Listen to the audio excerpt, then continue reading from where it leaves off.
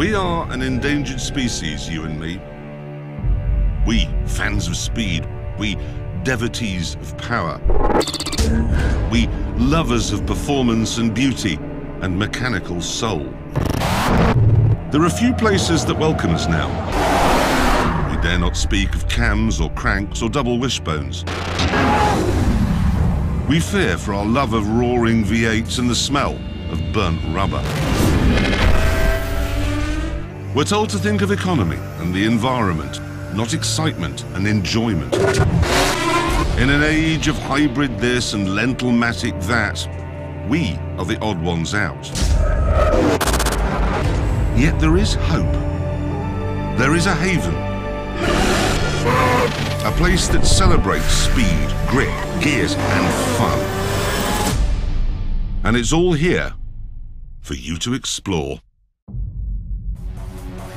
If there's one thing Turn 10 Studios doesn't want to do with Forza Motorsport 4, it's force you into playing someone else's idea of a racing game.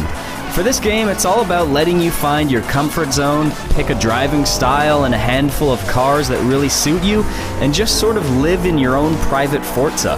Nowhere is that more apparent than in the new career mode known as World Tour. A number of tweaks and changes to the career mode make for a much more open-ended experience than what you'll find in Forza 3, or, in fact, pretty much any other racing game on the market. The first big change is the way driver level works. In previous games, you'd be automatically gifted a new car every time you collected enough XP to reach a new level. Sometimes that car was exactly what you wanted, other times it was a Volkswagen Touareg. Problem was, it was one predetermined car at every level of the game. Now you're given a choice, handily organized by theme. The first level of the game offers you a choice of nimble subcompacts like these cute little things that you see right here. As you level up, you'll be greeted with other choices like zippy hot hatchbacks, sport coupes, and Trans Am legends. Some of those collections, like the subcompacts and hot hatches, give you around a half dozen cars to choose from. Others are more like boxing matches between iconic classics where you get to choose the winner. What you wind up with is a garage that feels a lot more personal than it was in Forza 3's career mode. You won't always find a car that you're in love with at every new level of the game, but for the most part, when you cycle through which car you want to take into an event, there's a much more substantial feeling of ownership knowing that you weighed the pros and cons of all those cars versus the competition.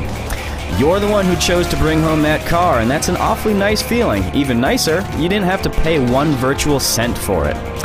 And then there's the way World Tour events are structured. If you remember Forza 3, you'll recall the whole calendar system that took you from one specific event to the next. Those events were largely determined by which cars you had in your garage, but there was only one event to choose from at a time. In Forza 4's World Tour, you're instead flown around to different tracks throughout the world and given the choice to race in any one of your cars. Just pick a vehicle you want to race in and the game will give you a few different event options like rear-engine cars only, Audi versus BMW, or even silly things like Top Gear bowling. The result is a game that gives you a lot more choice over the cars you take from track to track as you jaunt around the world. The track order is still chosen by the game though, so if you don't want to go to Spain, tough, you're going to Spain. If you're having a hard time choosing which car to fall in love with, you might want to check out the new Auto Vista mode. This feature of the game lets you get up close and personal with a number of cars in the game and examine them right on down to the most ridiculous levels of detail. In fact, you can learn even more about them with little information bubbles that teach you about certain parts of the car. But if you just want to be entertained, you can also hear what Top Gear's Jeremy Clarkson has to say about them. This is a Lexus. I know, doesn't look like one, does it? Just brace yourself for some jokes about your car's country of origin. GT, not the GT40, because unlike that car, it's more than 40 inches tall, so Americans could fit into it. All throughout the game, you'll find a number of new tracks to drive in, like the fictional Bernese Alps track, or the very real Infineon Raceway in California, and the Hockenheim Ring in Germany. These new tracks are complemented by classics from previous games such as Maple Valley Raceway, Road Atlanta, and Mugello. Altogether, it looks like Forza 4 is ready to carry on Turn 10's tradition of offering simulation racing games with enough breadth to appeal to lots of different racing fans. You can expect it to arrive on Xbox 360 October 11th.